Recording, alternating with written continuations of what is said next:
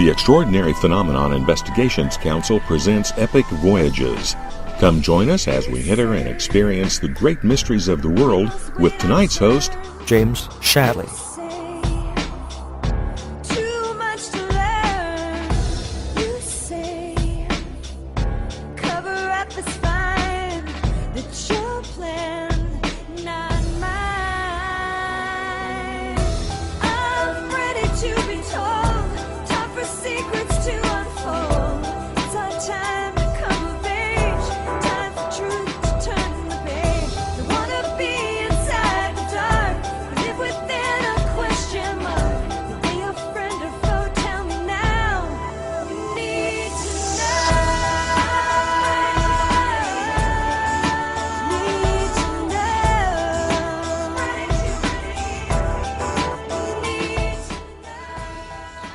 Hi, thank you for all for joining us on Epic Voyages. My name is James Shatley, your host for this evening, and my guest tonight is Leslie Kean.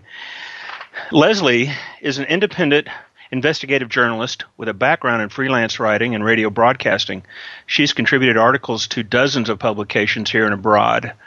Her stories have been syndicated through a number of national and international news services, and while spending many years reporting on Burma, she co-authored Burma's Revolution of the Spirit, The Struggle for Democratic Freedom and Dignity, published in 1994, and she has contributed a number of essays to anthologies published over the last 10 or so years. Leslie is also producer and on-air host for a daily investigative news program on KPFA Radio, a Pacifica station in California. She began covering the UFO subject in 2000 with a feature story in the Boston Globe, followed with additional mainstream stories. In 2002, she co-founded the Coalition for Freedom of Information, which is an independent alliance advocating for greater government openness on information about UFOs and for responsible coverage by the media based on rational and credible approach. As director of CFI, she was a plaintiff in a successful 5-year Freedom of Information Act federal lawsuit against NASA. And in 2007, she co-organized a landmark Washington, D.C. International Press Conference on official UFO investigations, which received media coverage around the world.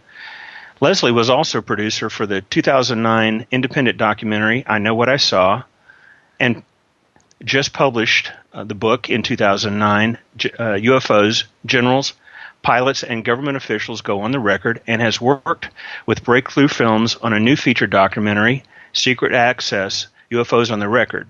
She and her coalition have launched an ongoing initiative to affect U.S. government policy so that scientists and aviation authorities can gain greater understanding of the still unexplained UFO phenomena. Leslie, welcome. Thanks, James. Great to be with you. How are you this evening? Doing very well, thank you. How are you? Very well.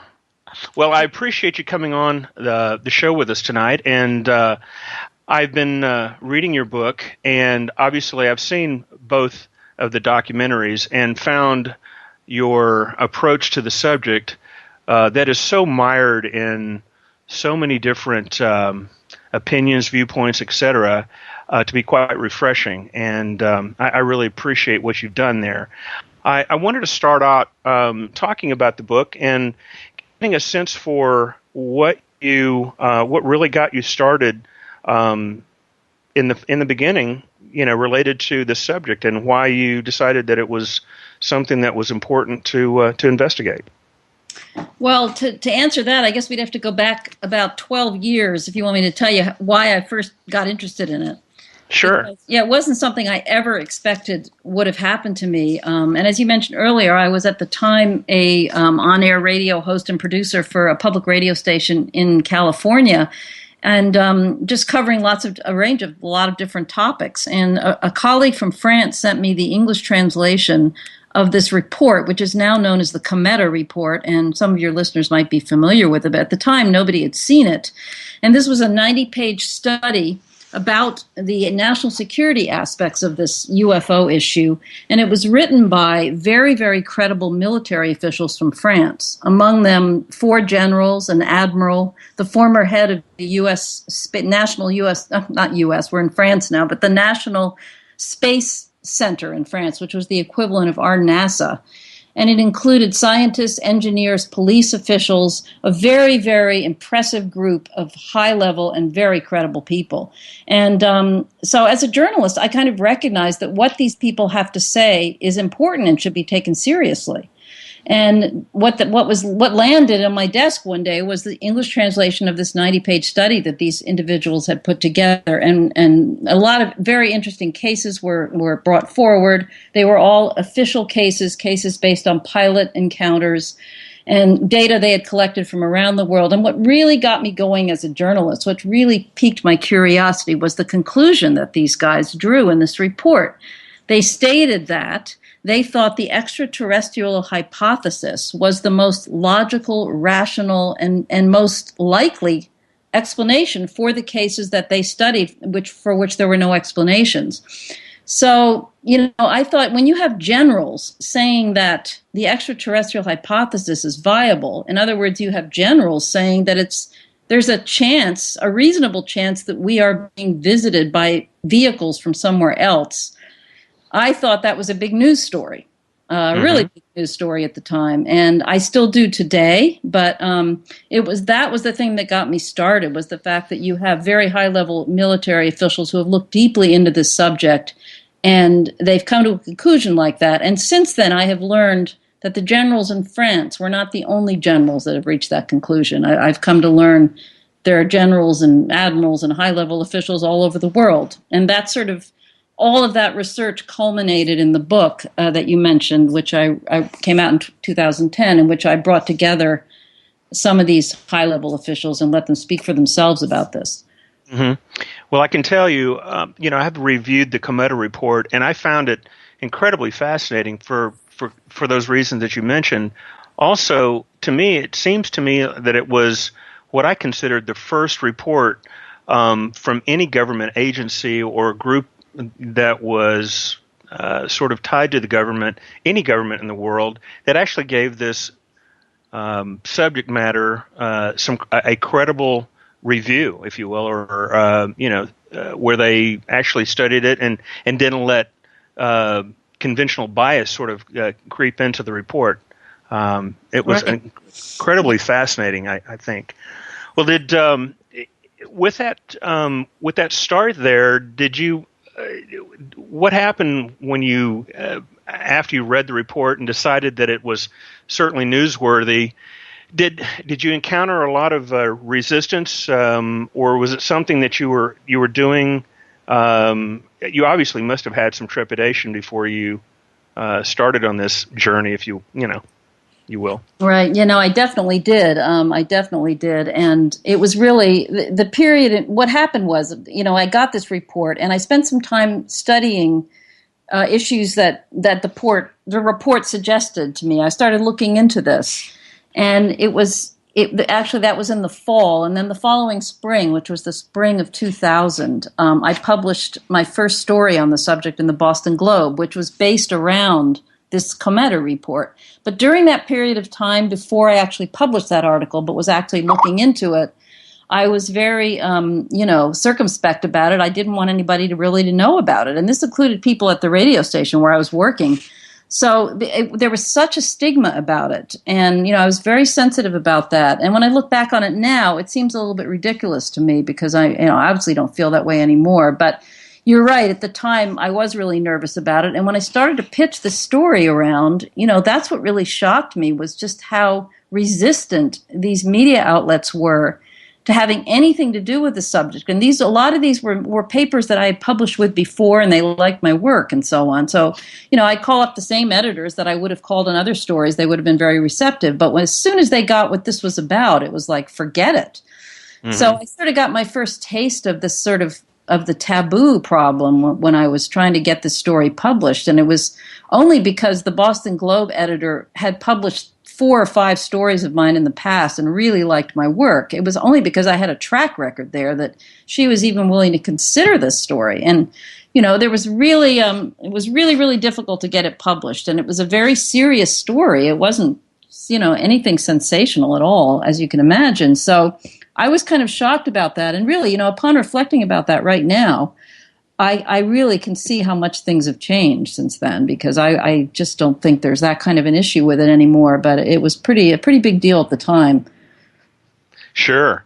Well, I know that this subject has, had ridicule. I mean, obviously, back in the day when we had the contactee, I guess a flap, or I don't even call it a flap, where people, everybody was coming out of the woodwork saying they were visited by Venusians, and in the 50s you had, it was all just starting then, from that perspective, and the evolution of the subject matter has it has gone through such a change, and I think.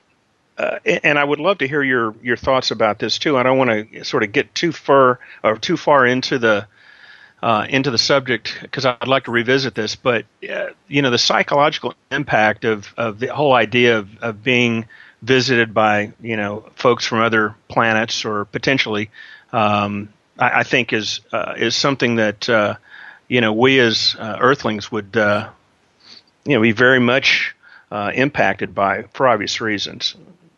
Yeah, I mean, I agree with you, and I've written about that, a little bit about that in the book, and I have these two political scientists who contribute a chapter in my book about this very topic, which I think is absolutely fascinating, which is to look at the deeper kind of underlying roots for why there is so much resistance to even consider this subject matter. I mean, basically, the status quo, it's just like it doesn't exist. It's not happening, And I agree with you. I think there are a lot of deep psychological fears, because if we, the whole notion of the possibility, even the possibility that we could be being visited from somewhere else, I think is a really frightening one for lots of people. And it's deep. It uproots our whole the whole way that we are used to looking at things, and it's also frightening because if this is indeed happening, then these people coming from elsewhere are probably a lot more advanced than us by necessity, or they wouldn't be able to get here, and therefore they're way more powerful than we are. They represent something completely unknown to us. So obviously we're vulnerable in the face of this. And if indeed these things are coming from elsewhere, and it certainly behooves our government not to be making announcements about that because of the implications that it does have. Right.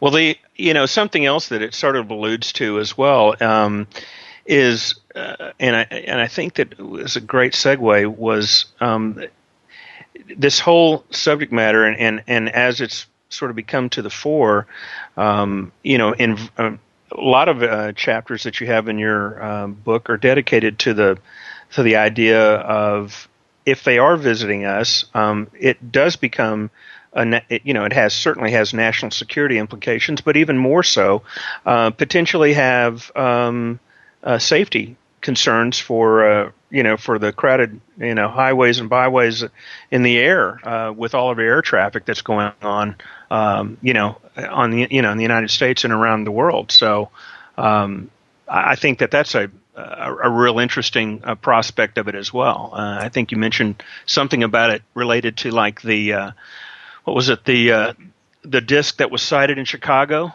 at O'Hare Airport? Yeah, I mean, that's an example, and I think the point you're making is good, because people will sometimes say, well, why should we care? Why does it matter about UFOs? And I think one of the reasons it does matter is the one you just mentioned, in that it does affect aviation safety.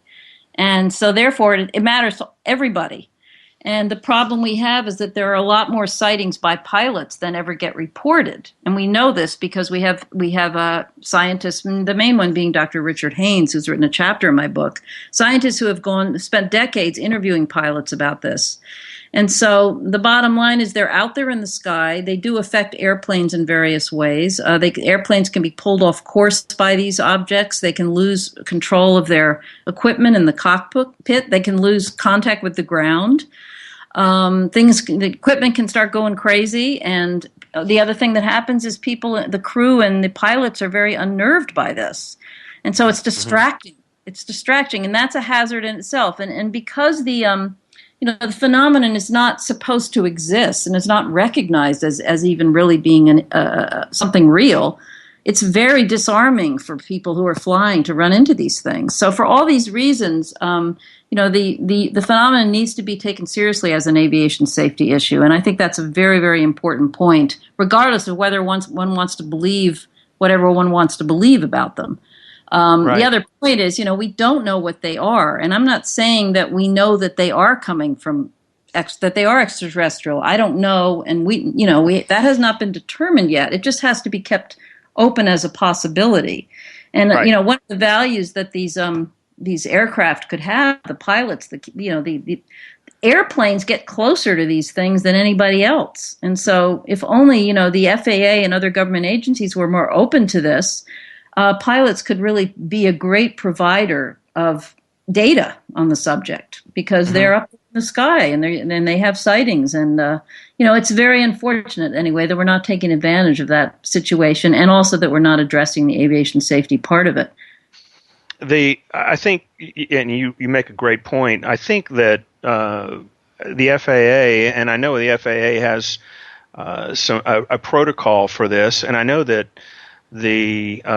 most of the major airlines, if not all of them, it's kind of, they're in a catch-22, the pilots are, because part of what they do go through in terms of their testing is obviously their mental stability, and if they see these objects out there, they would potentially be labeled as something less than reliable. And so that's, I think you've got, hit a sort of a nail on the head, because the pilots are in a sense in a no-win situation, because if they report it, then they go on the record as, then they're said, well, we're going to classify you as a guy that's seen one of these things, and how reliable can you be, in fact? So. Exactly. I mean, that's the effect that the taboo nature of the subject has, unfortunately, and that's why pilots don't report them. They're worried about how it might affect their jobs if they report something like this, because of the stigma against it. Right. So it's a very, very terrible situation, and there doesn't seem to be an end to it in the near term. But we just have to keep banging away on the taboo and hoping that we can loosen it up a little bit.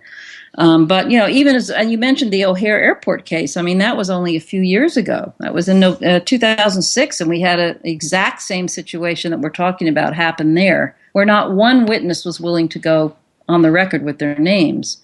We can talk about that case if you like, but it's just an example. I just want people to know that this is still happening, that aviation people are very hesitant to say anything about this issue. Sure. Well, for those that may not be familiar with the particular incident, would you mind taking us through that just briefly? Obviously I am, but I think that folks may enjoy just hearing what had happened back in 2006. Sure, I'd be glad to. What happened was it was around rush hour in the afternoon at O'Hare Airport, around 4:30 in the afternoon, and a number of people from the ground saw this, what looked like a metallic disc. It was a disc-shaped object that was hovering over gate C-17 over the United Airlines terminal. And it was seen by, managers and people that were moving aircraft around on the ground. It was seen by some pilots.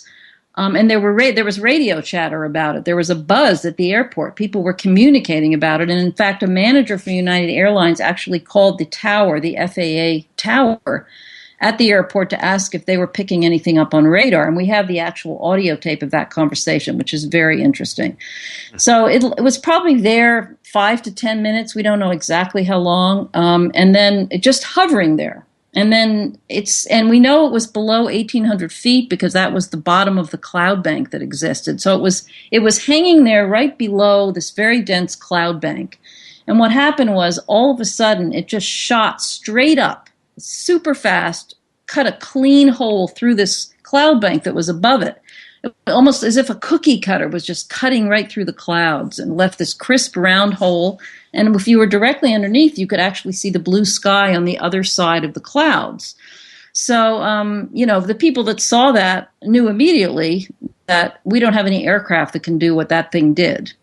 And basically, the outcome of that was that the Chicago Tribune got wind of it 2 months after it happened, did an investigation, published a front page story about it, and it was extremely widely covered, and there's a lot of interest in it. And actually, that story got more hits on the Chicago Tribune website than any story they had ever published before in the history of the newspaper. Over 1 million hits.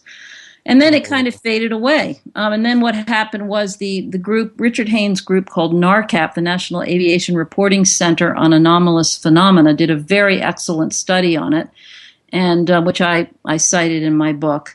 But what's interesting is the U.S. government reaction, because that's what we're really concerned about here. And of course, initially they didn't want to have to say anything. So the FAA didn't, but when they were pressed, the FAA said first that it was lights reflecting off the bottom of the cloud bank, which was quickly disputed because the lights hadn't even been turned on yet because it wasn't dark enough. So that was the end of that one. Number two, they said it was weather. And so, of course, that was an insult to these witnesses who were very capable of recognizing, a disc-shaped object from weather. I mean, this is the kind of thing we get. We just get some kind of explanation thrown out to try to make the whole thing go away. And after they came out with this explanation of weather, I actually called up the FAA spokesperson that had made that comment, and I asked him, what kind of weather are you referring to? And he said, because I had an idea of what he would say, which was, and he said what I thought was, he said, my best guess for this is that it would be a hole punch cloud. And a hole punch cloud, it's a natural hole that forms in a cloud when ice crystals from above the cloud fall down and melt the cloud below and create this hole. And it's not a crisp cookie cutter kind of thing, but it's definitely a round hole that can be formed. It's a rare phenomenon. And what I found out, this was what was really interesting, because I called up a whole lot of scientists who specialized in cloud physics and weather, et cetera, and was told that a hole punch cloud cannot form unless temperatures are below freezing because they require ice crystals. And it turns out that, of course, that the weather at O'Hare Airport that day was well above freezing. The same with up in the cloud bank. So therefore, the outcome of this whole event was that the FAA has given us an explanation that is literally physically impossible to have occurred. It could not possibly be, have been the proper explanation, and that can be shown by scientific statements. And beyond that, they did absolutely nothing. They conducted no investigation, had nothing to do with the event, even though the people who witnessed it were very concerned about the safety implications of this thing hovering over the airport like that. So and to me, that's a very typical scenario of how things get handled in the United States when events happen. It's just a metaphor for what has happened over and over and over again for decades since the 1950s, when this whole thing, first was really being taken seriously by the government. And what's also interesting is how differently other countries handle these kinds of situations as compared to our country. Well, that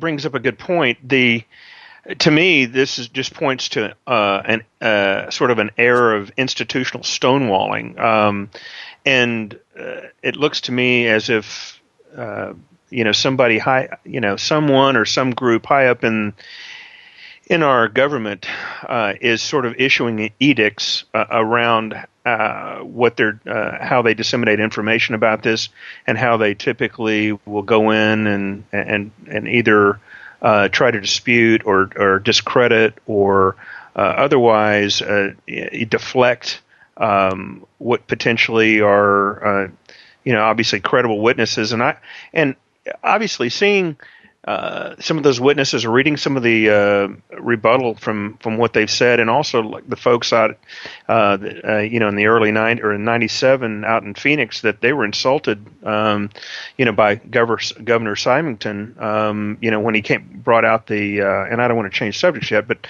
when he brought out the alien during the news conference, it kind of makes you feel like, when are they going to start giving us the credit? And I say we, or when credible witnesses come forward, to me it seems like it's an insult to their intelligence that they are being questioned in some respects.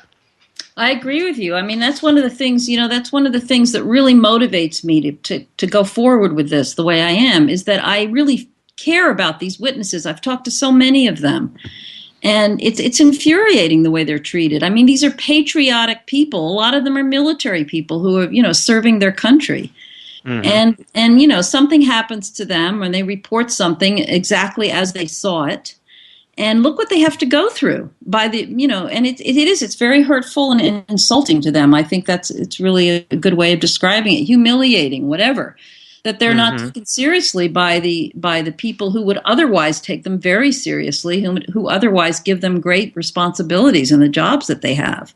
But when something like this happens, they're just and it has a deep effect on a lot of these men. I mean, some of them more than others, but some of them are very disturbed by what they've seen. And on top of being disturbed by what they've seen, they have to be disturbed by the way their government treats them as well.